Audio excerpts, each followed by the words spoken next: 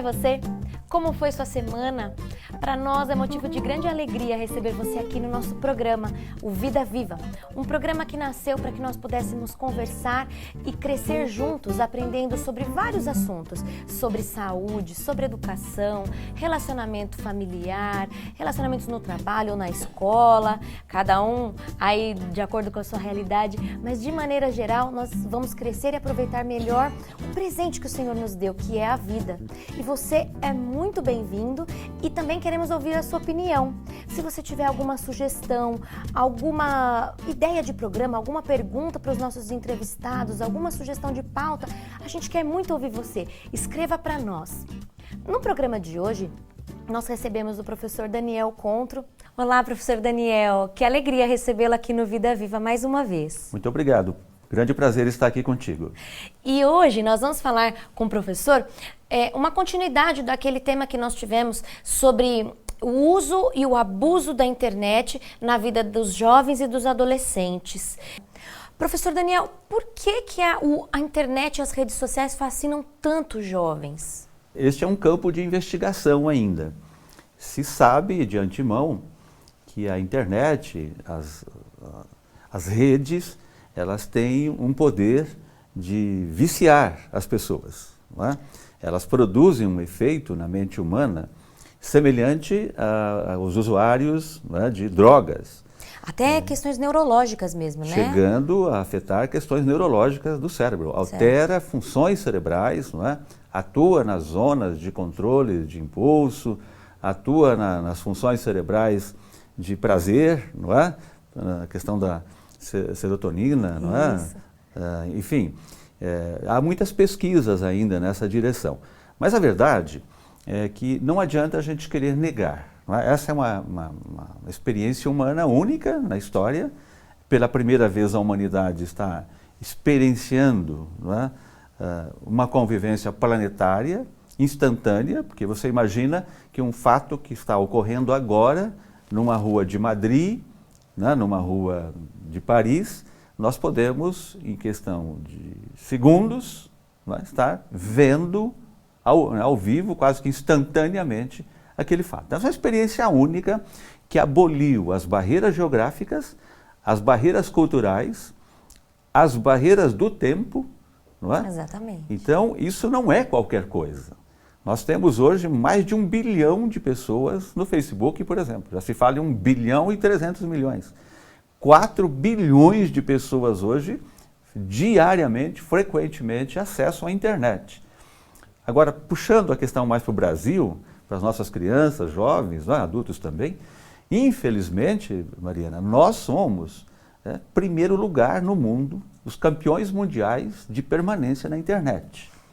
E aí dá para se começar a fazer algumas relações, quer dizer, não há só coisa má na internet. Claro, tem suas... Nós temos coisas boas também. O problema é exatamente o uso com equilíbrio, não é? O uso com uma moderação. E esse é o desafio da criança. Exato. Até de nós adultos, obviamente, mas a criança muito mais. Não é? Então, o que se tem hoje como já certo é que quem fica mais tempo na internet, quem fica mais tempo nas redes sociais, tem algum tipo de prejuízo, seja no campo da saúde, seja no campo social. Não é? O que mais preocupa hoje os pesquisadores é no campo social, quer dizer, se sabe com clareza, através de repetidos estudos em diferentes lugares e culturas do mundo, que as crianças e jovens ou pessoas que ficam mais tempo na internet, elas ficam mais narcísicas, desenvolvem um narcisismo, elas ficam menos sensíveis, não é? Mais intolerantes, elas perdem a habilidade de interação social. Olha só. Elas perdem a capacidade de discriminar emoções, de compreender a linguagem não verbal, não é? O tom de voz, a ironia. Né? Por exemplo, há uma pesquisa muito interessante da Universidade de Michigan. Essa pesquisa envolveu 30 mil jovens durante 30 anos. Né? Então é uma pesquisa que vem se estendendo em um tempo que as redes não existiam ainda. Mas olha o que aconteceu nessa pesquisa. ela é muito no campo da empatia, quer dizer, dos prejuízos sociais que a internet tem causado, né, para as interações, o convívio, os relacionamentos. Se perguntava para este jovem assim, se ligava para esse jovem e perguntava para ele, o que você está sentindo agora? À medida que ele ia ficando mais tempo na internet, menos sensível ele ficava à pobreza e à dor alheia.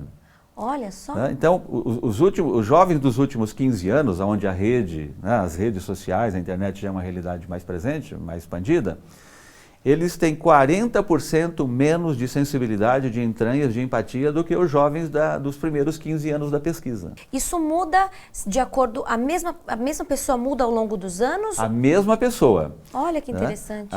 Se ela ficar mais tempo na internet, mais tempo nas redes, ela vai como que se ela fosse se embrutecendo. Entendo. Perdendo a sensibilidade de compreensão do outro, perdendo o sentimento pela dor alheia, vamos dizer assim, pela necessidade alheia.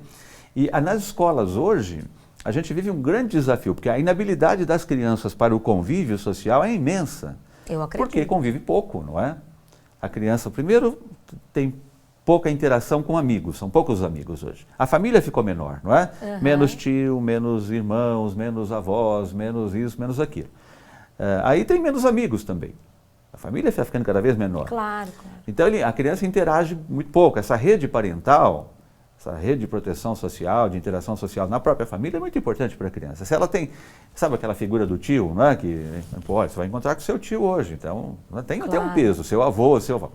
Mas o prejuízo maior é a falta de interação com outras crianças, porque você sabe que a criança precisa de movimento. Sim. E o senhor acha que, pegando esse gancho da escola, o senhor acha que essa quantidade de diagnósticos que a gente tem de crianças hiperativas pode ter alguma coisa a ver com esse abuso da internet? Sem dúvida tem.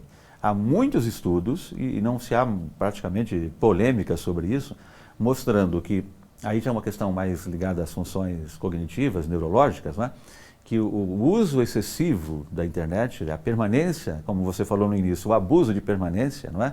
O uso é uma coisa, o abuso é outra, né? O abuso de permanência, ele traz algumas deformações de funções cognitivas também. Uma delas é essa que você citou, a perda de atenção. Certo. Não é? Então, é crescente hoje os distúrbios de atenção, não é? Os distúrbios de aprendizagem, e há muitos estudos que relacionam, porque a nossa mente, ela não é capaz de prestar atenção concentrada, porque é diferente. Eu posso acompanhar várias coisas ao mesmo tempo, mas tudo com superficialidade. Certo. Né? Mas na escola você precisa de atenção concentrada. Sem esforço concentrado, você não se apropria de conhecimento. E o que a gente observa hoje, os níveis são crescentes. Quanto mais jovem a criança, claro, depois que ela está alfabetizada, Sim. porque antes disso não aparece, não é isso muito. Mas depois que a criança está alfabetizada, que o processo escolar se sistematiza, se formaliza mais, ela passa a escrever, ela passa a raciocinar, ela passa a fazer relações de conhecimento, ela passa a ter que construir o seu pensamento. Essa criança mais nova tem mais, o índice é maior de memória, dificuldade de concentração, dificuldade de leitura. Não é? As pesquisas têm mostrado também que a forma como o cérebro, que tem muita interação com a internet, ele lê de uma forma mais apressada, mais tumultuada, apreende menos, né?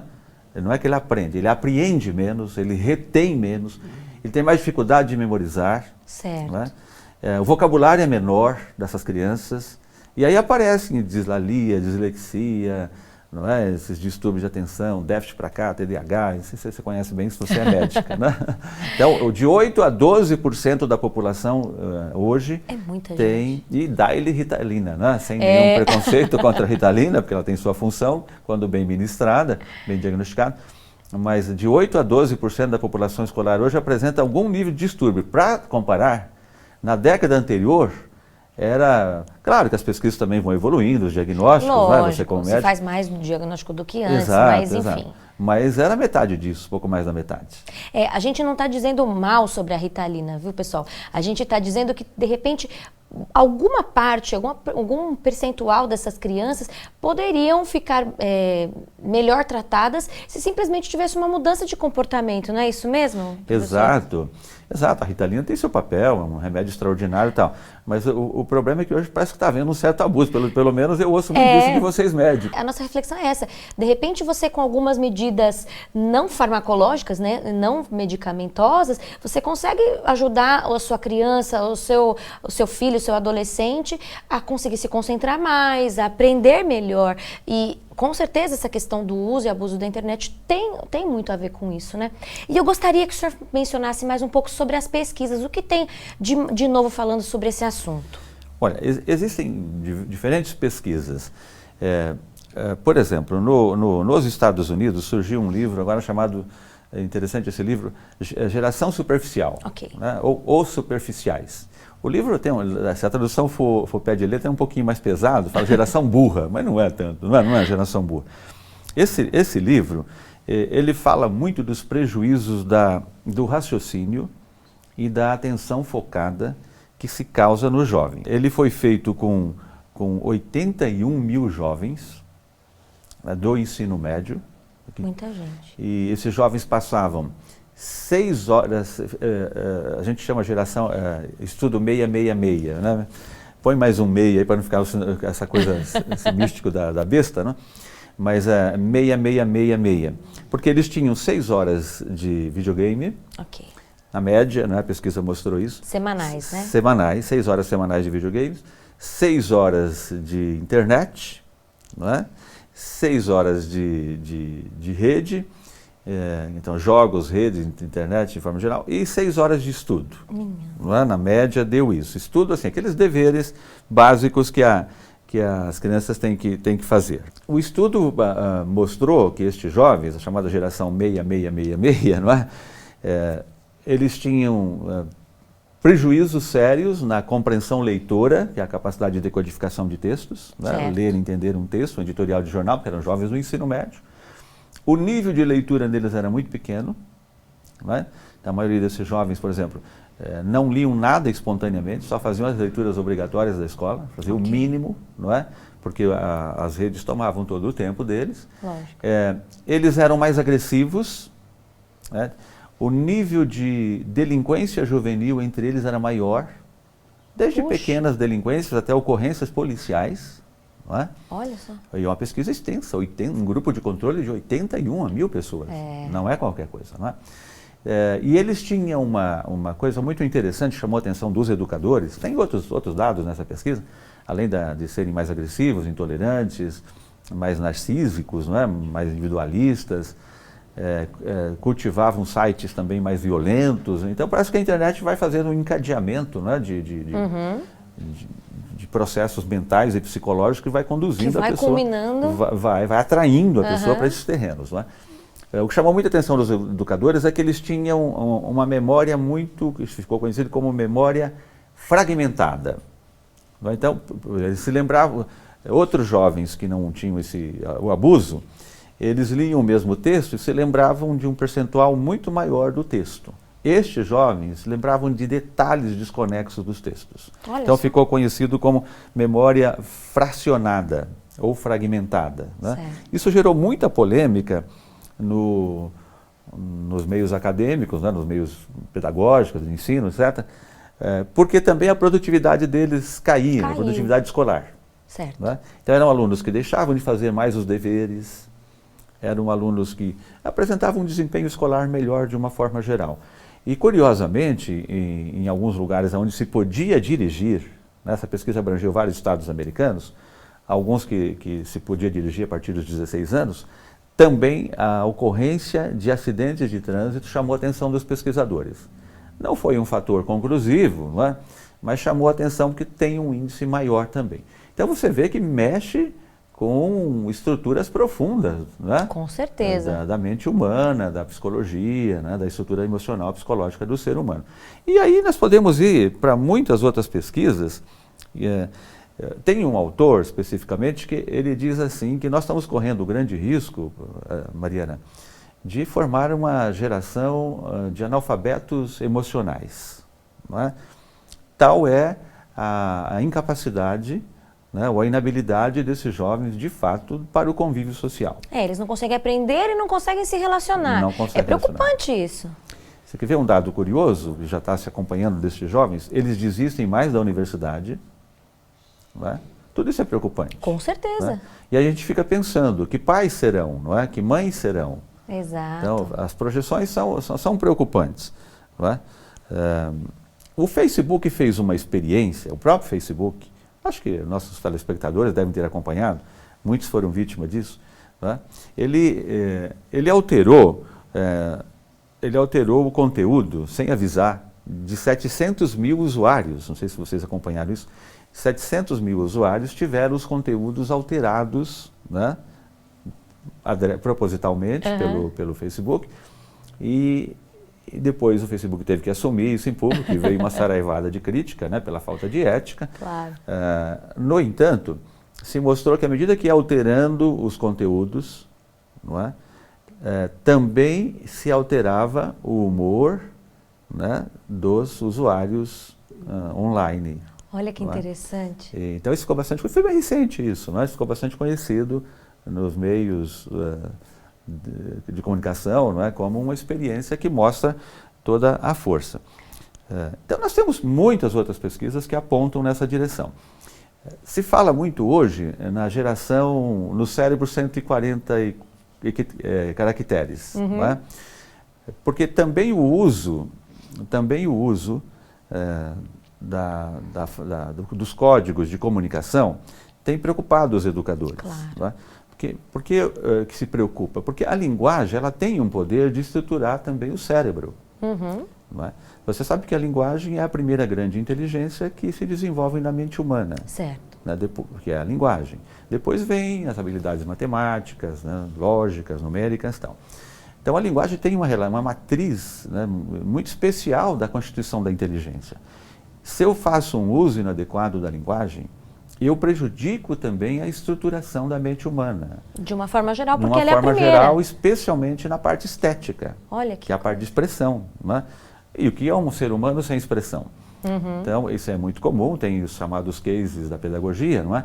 De crianças, como aquelas crianças lobos, né? Que é um caso muito conhecido, ou crianças de Angola, no tempo da Guerra Civil, que né, facções internas tal, fugiram para a selva, em pequenas comunidades, né, não letradas, sem recurso, e 15 anos de guerra, quando eles se reurbanizaram, o Brasil até participou, né, desse programa de realfabetização de adultos.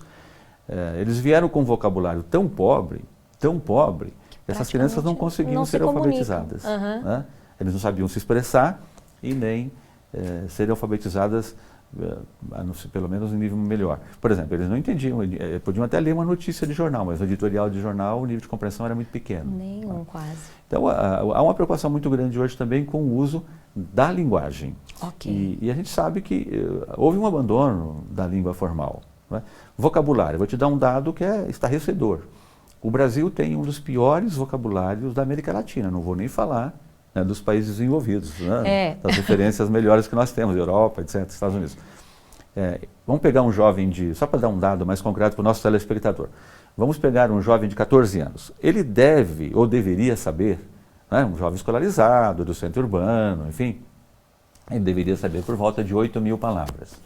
Hoje, estudos mostram que o nosso jovem está sabendo por volta de 5 mil palavras, 4.500 palavras. Eu acho que agora o pai e a mãe que estão assistindo a gente lá devem estar preocupados. Falei, agora, como que eu faço para a gente tentar fazer com que o meu filho, o meu sobrinho, a minha criança, meu adolescente possa, de uma certa forma, sair dessas pesquisas, ser uma criança diferente, né? Que possa falar as 8 mil palavras e etc. Gostaria que você nos desse algumas dicas de como... Vamos pensar em algumas sugestões, pais, como os pais podem fazer para driblar esse problema. A primeira coisa, não adianta proibir.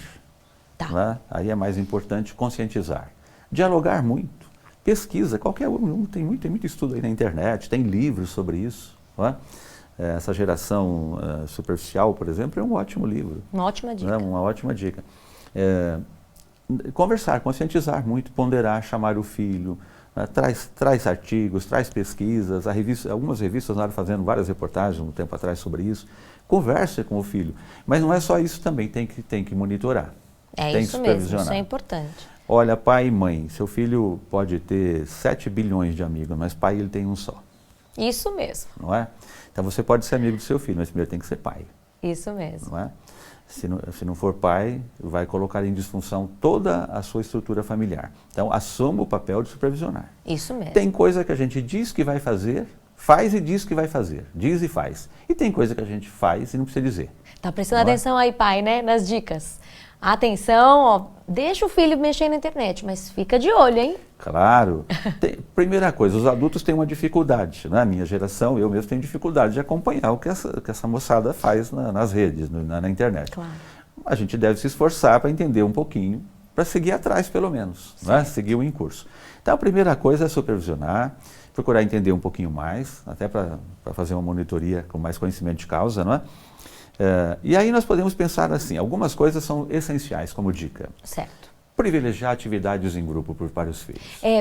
Justamente essa questão da convivência, você disse que é tão É importante e essencial, tão prejudicada, né? Porque se o individualismo, não é? Se essa experiência solitária traz tantos males, o oposto deve trazer seus benefícios. Evitar ter em casa compartimentos, né? Aparelhos exclusivos. Ótimo. Então, meu filho tem tudo no quarto dele. Não, faça coisa coletiva. Então, aqui nós vamos ter um computador coletivo. Para todos os irmãos, né? Para todos os irmãos. À medida que eles vão mostrando que merecem, a gente vai negociando, vai flexibilizando. Privilegiar atividades em grupos, então, certo. Favorece, traz o amigo, mande o filho, combine, conheça a família, com quem você pode interagir. Não é? Tem que ser criativo. Tem que ser criativo nesse momento, tem que propor muitos momentos em grupos para os filhos. Não tem como, não é? Uma coisa interessante também, aí vale para nós adultos, mas é sempre estimular o filho a falar. Nós também, não é? Claro. Em vez de escrever. Às vezes na sessão de trabalho está assim hoje, não está? Tudo e-mail, né? Você está a 10 metros do seu colega de trabalho, levante da mesa. Vai lá conversar. Pelo menos nessa interação, você está exercitando o reconhecimento de emoção. Lembra que nós falamos no programa anterior? Na internet você fica muito preso à visão e à audição. Certo. Não é? Quando você conversa, você está fazendo uma leitura não verbal. Outros sentidos, claro. Outros sentidos. E especialmente discriminar emoções. Porque a emoção do outro regula a minha também. Com não certeza. O efeito tribo da internet hoje se deve muito a isso. Com certeza. À distância todo mundo é valente. Não é? E é bravo. Então essas situações de privilegiar a escrita em detrimento da fala, deve ser evitada. Certo. Ensine os filhos a falarem mais, liga, conversa, não é?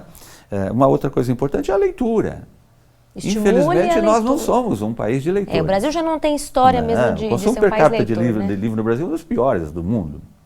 Menos de 2 livros por habitante. Se tirar os livros da escola, então, é uma tragédia. Não é?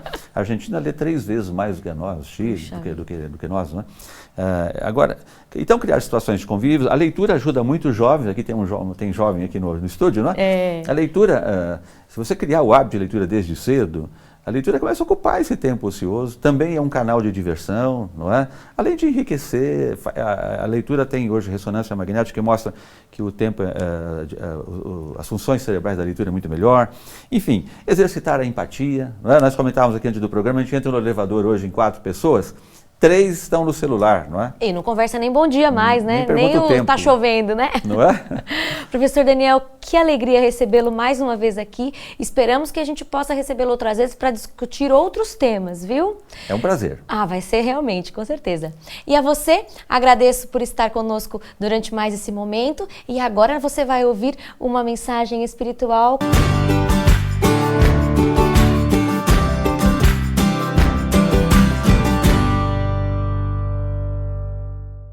Vejam que belas palavras do professor Daniel.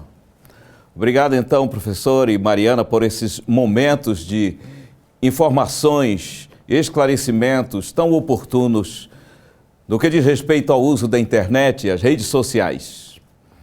Se fala muito que é preciso ter critério para usar todos esses recursos. Porque sem critério não há objetivo. Não tendo objetivo, a gente acaba por afundar e não navegar nessa ferramenta extraordinária chamada internet. Então, muito obrigado, professor. Palavras realmente educativas. Vamos conviver, queridos amigos, sempre nesse momento de espiritualidade cristã, destacando a pessoa maravilhosa do Senhor Jesus Cristo, que é o nosso Pai, o nosso Salvador. Quero hoje ler uma das mais lindas histórias, episódios da vida de Jesus Cristo, que nós vamos encontrar aqui no Evangelho de Lucas, no capítulo 19. É a história de Zaqueu. Veja só, Jesus entrou em Jericó, atravessava a cidade. Havia ali um homem rico chamado Zaqueu, chefe dos publicanos. Ele queria ver Jesus, mas sendo de estatura pequena, não conseguia por causa da multidão. O que significa Jesus? Isso aqui é de profundo interesse para todos nós. O nome Jesus significa Jeová é a salvação, ou Senhor é a salvação, ou do Senhor provém a salvação. Ó, que zona de conforto nós vamos ficando. O ser humano vai ficando. Por quê? Porque está tirando de mim o peso da busca. Está colocando em Deus a solução. Ele é a salvação. Não está em mim, está nele. Não é uma busca minha, é uma oferta dele. Não é um estímulo meu, é uma resposta minha e sua. Jeová é a salvação. Jesus é a salvação. Quando nós lemos no Evangelho de Mateus, no capítulo 1, verso 21, e eu quero ler esse texto com você agora, nós temos uma menção a este nome maravilhoso. Diz assim, falando para a mãe de Jesus, ela dará à luz um filho, e você deverá dar-lhe o nome de Jesus, porque ele salvará o seu povo dos seus pecados. Então nós já temos aqui o Salvador e temos o grande problema da humanidade que chama-se pecado. Pecado é errar o alvo, nós erramos o alvo. Talvez nem todos tenham a noção disso, mas nós somos pessoas que perdemos o rumo, porque erramos o alvo. Precisamos admitir isso. Agora, Jesus então aparece como a grande solução. No capítulo 4 do livro agora de Atos dos Apóstolos, que foi também escrito por Lucas, o livro Atos dos Apóstolos. Aqui no capítulo 4, verso 12, olha o que lemos.